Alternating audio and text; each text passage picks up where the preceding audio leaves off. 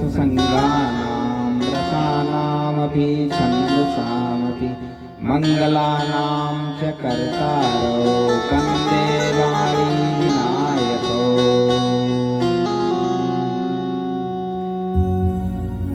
श्री गुरुचरणकमलेभ्यो नमः। श्रीमते रामचन्द्राय नमः। श्रीरामभद्राचार्याय नमः। श्रीमातु सरस्वत्यै नमः।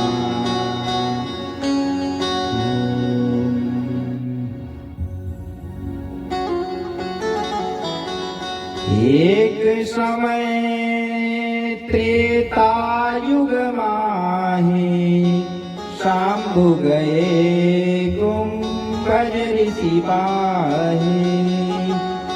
संग सदी जग जननी भवानी पूजे ऋषि अखिलेश्वर जानी। पूजे ऋषि अखिलेश्वर जानी। एक समय की बात है कि भगवान भूत भावन भोलेनाथ प्रभु भगवान शंकर जी जो है अपने रमणीक कैलाश पर्वत पर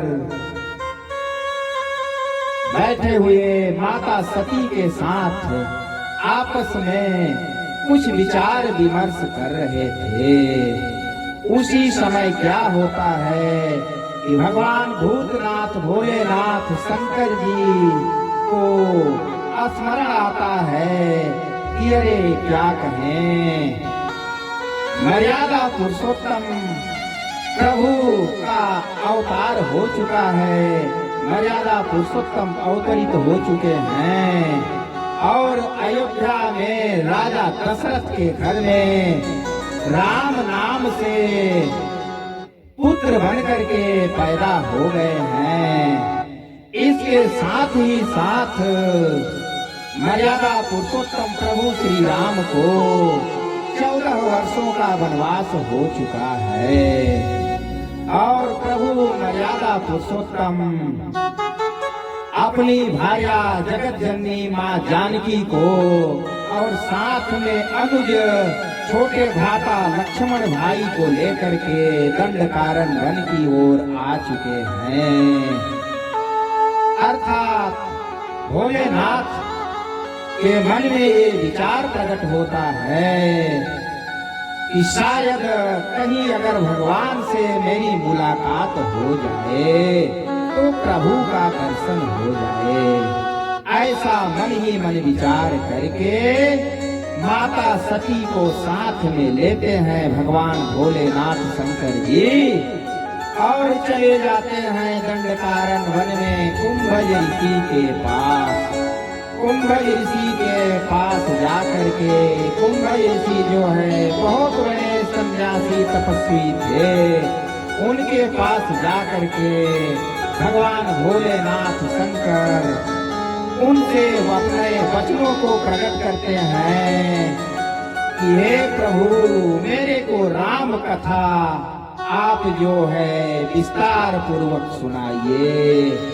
तब कुंभज ऋषि ने भगवान भोलेनाथ शंकर माता सती जी को राम कथा सुनाते हैं। कुछ दिनों तक राम कथा सुनने के बाद कुंभज ऋषि को दक्षिणा आदि दे करके भगवान भोलेनाथ शंकर जो है पुनः अपने कैलाश की ओर वापस आने लगते हैं। तत्क्षण ही भोलेनाथ के मन में ये ख्याल आता है कि कहीं भगवान का दर्शन अगर हो जाता इसी जंगल में तो प्रभु श्री राम भी आए हैं तो मेरा तो कथा सुनने से भाग्य ही खुल जाती। ऐसे ही मन में विचार करते हुए जैसे ही आगे की ओर कदम बढ़ाते हैं तो क्या होता है कि मर्यादा पुरुषोत्तम प्रभु श्री राम जो है अपने अनुविधाता लक्ष्मण को साथ में लेकर के और जगत जननी माँ जानकी का हरण हो चुका था। पापी रावण जो है चुरा के लंका ले गया था। तो माता जानकी को ढूंढते ढूंढते उसी जंगल में हा सीते इस प्रकार से विलाप करते हुए मर्यादा पुरुषोत्तम प्रभु श्री राम जो है वन वन में भटकते हैं, लताओं से पूछते हैं, वृक्षों से पूछते हैं, पक्षियों से पूछते हैं कि कोई तो माँ जानकी का पता बता दो। इसी बीच जो है भगवान भोलेनाथ शंकर और माता सती जी से उनका भेंट हो जाता है।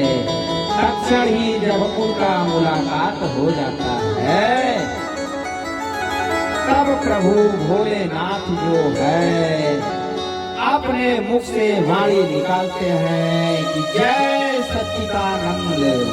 इस प्रकार से वाणी को सुन करके माता सती जो है अपने मन में विचार करने लगती है, ये तो खुद जो है परम पिता परमात्मा अविनाशी भूत भावन भोलेनाथ शंकर है। पर इन वनवासी बालकों को इन्होंने सच्चिदानंद कह के प्रणाम किया, तो क्या ये वाकई में सच्चिदानंद हैं? ऐसा उनके मन में विचार प्रकट होने लगा।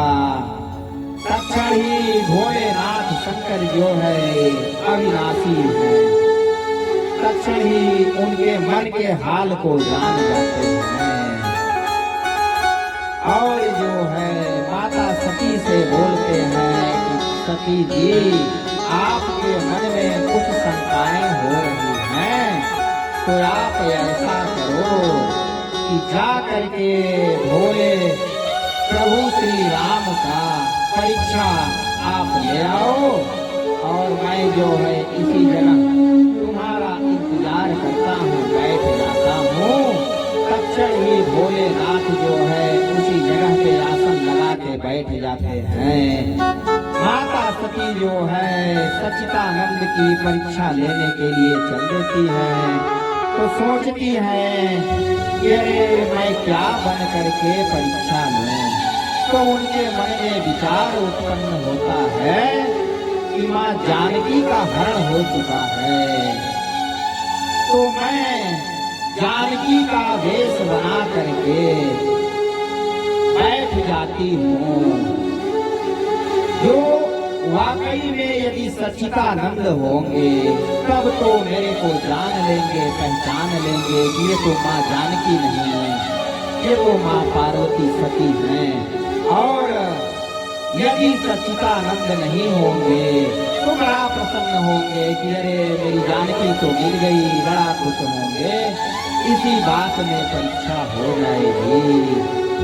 अब क्या होता है कि माता सती जो है उनके रास्ते में जा करके आसन लगा करके माँ जानकी का रूप बना करके बैठ जाती है। अब उधर से जो है आगे आगे प्रभु श्री राम पीछे पीछे भैया लक्ष्मण चले आ रहे थे। तो पीछे से लक्ष्मण जी देखते हैं तो मन में विचार करते हैं कि अरे ये तो माता पार्वती सती मैया और जो है माँ सीता का रूप बना करके बैठी हुई है। कोई बात नहीं, बड़े भैया आगे आगे हैं, जो निर्णय लेंगे तो बड़े भैया ही निर्णय करेंगे, मैं क्यों बोलूं। ऐसा मन में विचार प्रकट करते हुए शेषावतारी वीर लक्ष्मण जी जो है चुपचाप मर्यादा पुरुषोत्तम प्रभु श्री राम के पीछे पीछे चले आ रहे थे। जैसे ही सामने पहुंचते हैं तो प्रभु श्री राम उनको देख करके बड़ा खुश होते हैं और बोलते हैं कि अरे माता जी प्रणाम, आप जो है अभी तो भोलेनाथ के साथ में थी और भोलेनाथ भगवान शंकर को आपने कहाँ पीछे छोड़ दिया। अरे तब तो उनको लगा कि ओहो ये तो वाकई में सच्चिदानंद है, ये तो मेरे को पहचान गए, मैंने बहुत बड़ा भूल किया। आगे क्या होता है कि जैसे ही पहचान लेते हैं मर्यादा पुरुषोत्तम प्रभु श्री राम माता सती को, तो प्रभु जान गए कि ये तो मेरी परीक्षा लेने आई हैं, तो इनको मैं अपनी परीक्षा कुछ अच्छा दिखा दूं, तब तो इनके समझ में आएगा कि वाकई में सच्चिदानंद हूँ या वनवासी बालक हूँ। तो मर्यादा पुरुषोत्तम प्रभु श्री राम अपनी योग माया को बुलाते हैं। अपनी योग माया को बुला करके वहाँ पे माँ सीता को भी खड़ा कर देते हैं। देखिए सीता भी गायब थी, लेकिन सीता जी वहाँ पे पुनः आ गई माया के द्वारा। और राम लक्ष्मण सीता तीनों मूर्ति इतना उस जगह पर हो गए कि असंख्य लाखों करोड़ों अरबों खरबों पृथ्वी पर कहीं जो है पैर रखने का जगह नहीं था। अब माता सती जो है समझ गई कि ओहो मैंने बहुत बड़ा गलत कर दिया। पुनः माता सती जो है कहीं जगह न पा करके अपने जगह पर पे आसन लगा करके बैठ जाती है, अपने नेत्रों को मूंद करके। तत्क्षण ही उसी समय जो है राम लक्ष्मण सीता सब गायब हो जाते हैं। पुनः प्रभु श्री राम भैया लक्ष्मण को लेकर के अपने साथ में आगे की ओर प्रस्थान करते हैं। माता सती जो है वहां से चलती हैं और भोलेनाथ शंकर के पास आती हैं। भगवान शंकर के पास आ करके जब उनके सामने खड़ा होती हैं तो माता को देख करके भगवान शंकर पूछते हैं कि क्यों सती जी आपने परीक्षा ले लिया कि सच्चिदानंद है या नहीं है। तत्क्षण ही माता सती भगवान भोलेनाथ से अपने वचनों को छिपा देती हैं, झूठ बोल देती हैं।